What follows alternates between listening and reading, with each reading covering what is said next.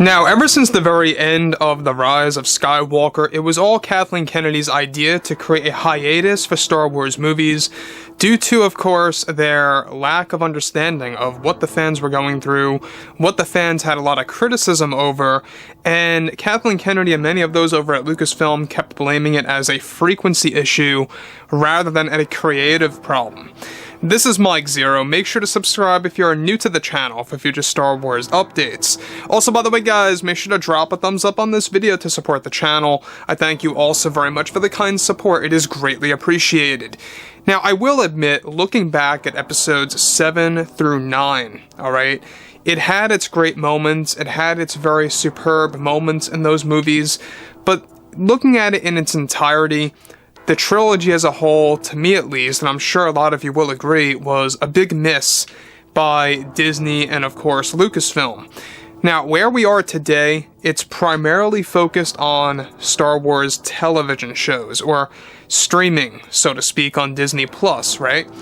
And the big plan right now by Disney executives is to essentially get Star Wars back in theaters, to also make new feature films, of course, that's really going to propel Star Wars back in its original, light, in its original way that George Lucas would have wanted it to be like, in the theaters and or movies just in general.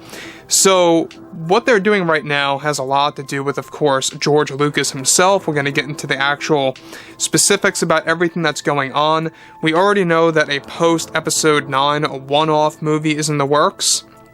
That's one big project that they're trying to get right as we speak.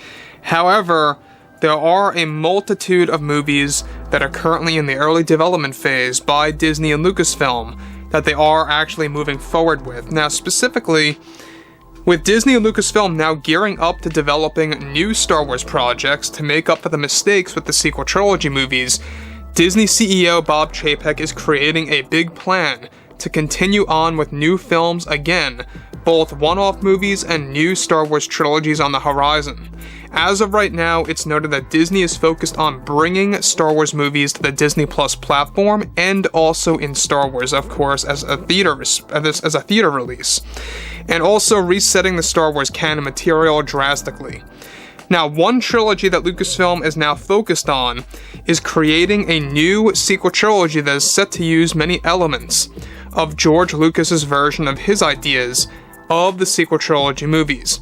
Now, this is described to be based within the mandoverse and will mix in elements of George Lucas's treatments of the sequel trilogy and pitches before Disney bought Lucasfilm. Now, Disney executives are currently dubbing this as a new sequel trilogy and a George Lucas-inspired series of movies that Lucas is planned to be involved in on a very large scale as both an advisor and even as a co-writer. Now, the new trilogy is set to focus on Mandoverse-era characters, but will also focus on George Lucas's original pitch to Disney of his version of the sequels by bringing in, of course, characters like Talon. Now, let me just stop right here for a second. For those of you that do not know, before Disney took over Lucasfilm, or while it was all being acquired, Disney, of course, were going through a phase where George was giving them pitches about what to do with the sequel trilogy films. And a big pitch had to do with the fact that Darth Maul survived and that he had an accomplice, or a student, if you will, a actual new character being taken from Star Wars Legends and throwing it into live-action form, Darth Talon. Now, Darth Talon was supposed to be hand-in-hand working with Darth Maul and making those two the two new enemies, or the villains, if you will, of the sequels. So basically now what they're doing is that they're taking elements, not the whole story, but elements of George Lucas's pitch to Disney about the overall arc of the sequels, right?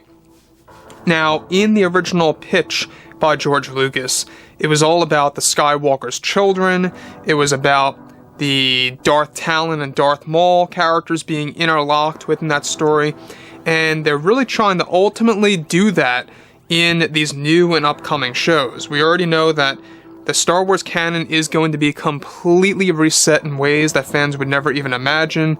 John and Dave are working on big canon pieces as we speak, such as creating Luke Skywalker's son in the canon, starting off in the books and the comics, and eventually working its way into a live-action form in the upcoming TV shows, and eventually how that could cross, bridge into upcoming Star Wars movies. Now, beyond that, alright, moving on, however, in the original pitch, both Maul and Darth Talon were to be the villains of the sequels.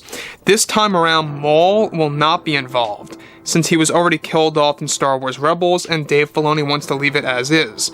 However, what's happening currently is that these movies are going to be a focus on all of George Lucas's original pitches to Disney, and how they can bring that to life while also mixing it in with the mandoverse era of the franchise, and treating these as new sequel trilogy movies. Now, Disney wants to also bring Star Wars back to theaters on a Marvel-level scale. Disney wants to also bring Star Wars back to theaters on a Marvel level because of continuing with the Skywalker saga and also using one-off movies. However, this one is set to arrive on Disney Plus to experiment movies on a streaming service. So, let's be clear. Their overall plan right now, and we've talked about this before in the past couple of months, they currently have 3 new trilogies that are in the early development phase. They got this one, this new quote-unquote sequel trilogy, George Lucas trilogy, whatever you want to call it, this George Lucas-inspired trilogy that's truly going to use a lot of his original pitches and combining those pitches with the Mandoverse and bringing that to Disney+. That kind of makes sense. You can see how they're trying to attract the Disney Plus subscribers to check out these movies, but I still feel like these should be in theaters. I don't know about you guys, but that's basically their way of experimenting movies on Disney Plus. However, the flip side, the 2 other trilogies, and one of which dubbed as the 4th trilogy, is going to be The Old Republic, the other of which will be episodes 10 through 12, continuing the Skywalker saga and the episodic format. And apart from that, they also want to focus on one-off movies, one of which is going to be a post-Episode 9 film. Not necessarily the Episode 10, if you will, quote-unquote, but a one-off movie, alright? So, it's a very interesting plan that Disney has to really get Star Wars back in theaters on a Marvel level, but also bringing Star Wars movies to Disney+. And I think I know why.